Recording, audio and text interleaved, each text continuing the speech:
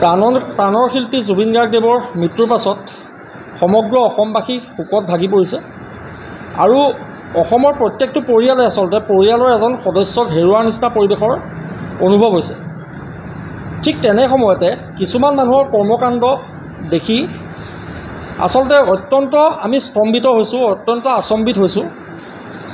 অসমৰ বিভিন্ন অঞ্চলত, গুৱাহাটীকে ধৰি বিভিন্ন অঞ্চলত বিভিন্ন বাৰ, বিভিন্ন পাব, বিভিন্ন ৰেষ্টুৰেণ্টত ডিস্কো ডিজে আদিৰ সমাহাৰ ঘটাই উদ্যান নৃত্যৰ দৰে বিজতৰীয়া সংস্কৃতিক পোষকতা কৰি তেওঁলোকে বিভিন্ন ধৰণৰ আচলতে এনেকুৱা ধৰণৰ ডিজে নাইটৰ আয়োজন কৰিছে, যিটো কথাত আচলতে অসম সেনাই আমি কোনো কাৰণতে সহ্য কৰিব নোৱাৰোঁ।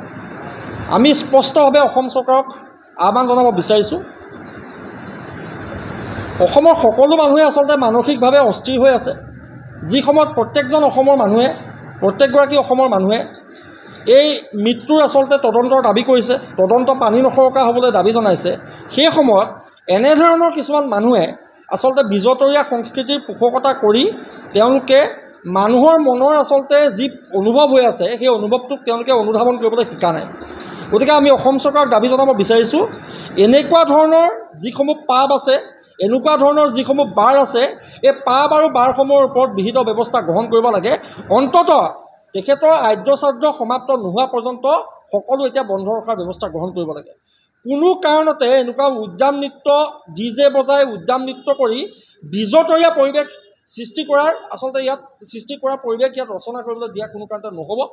তাৰ লগে লগে আমি অসম সেনাই অহাকালিলৈ আমি প্ৰত্যেকখন জিলা সমিতিৰ জৰিয়তে প্ৰত্যেকগৰাকী অসমৰ প্ৰত্যেকখন জিলাৰ প্ৰত্যেকজন জিলা আয়ুক্তক আমি স্মাৰকপত্ৰ প্ৰদান কৰিম। আমি চৰকাৰক আহ্বান জনাইছোঁ যে চৰকাৰে শীঘ্ৰে যথোচিত ব্যৱস্থা গ্ৰহণ কৰক। আৰু তাৰ লগে লগে আমি সকলো পক্ষকে এটা কথাই আহ্বান জনাব বিচাৰিছোঁ, বৰ্তমান শোকাকুল পৰিস্থিতিৰ প্ৰতি সংবেদনশীল হৈ তেওঁলোকে এনেকুৱা ধৰণৰ কাৰ্যসূচী, এনেকুৱা ধৰণৰ অনুষ্ঠান বাতিল কৰক। আৰু যদিহে বাতিল নহয়, এনেকুৱা শোকাকুল পৰিস্থিতিৰ পাছতো তেওঁলোকে যদি অসমীয়া মানুহৰ মনৰ দুখ, মনৰ মৰ্মবেদনা যদি উপলব্ধি কৰিব নোৱাৰে, অনুধাৱন কৰিব নোৱাৰে, যদি এনেকুৱা ধৰণৰ অনুষ্ঠান বাতিল নকৰে, অসম সেনাই কিন্তু ভৱিষ্যতৰ সময়ত ৰাইজৰ সহযোগত এনেকুৱা ধৰণৰ অনুষ্ঠান বন্ধ কৰিবলৈ বাধ্য হ'ব। গতিকে আমি পুনৰবাৰ আপোনালোকৰ প্ৰচাৰ মাধ্যমৰ জৰিয়তে সকলো পক্ষকে আমি সকীয়াই দিব বিচাৰিছোঁ। গুৱাহাটীত ইতিমধ্যে GS ৰোডত কেইবাখনো পাবে এনেকুৱা ধৰণৰ কাৰ্যসূচীৰ কাৰণে তেওঁলোকে বেনাৰ পোষ্টাৰ প্ৰিণ্ট কৰিছে।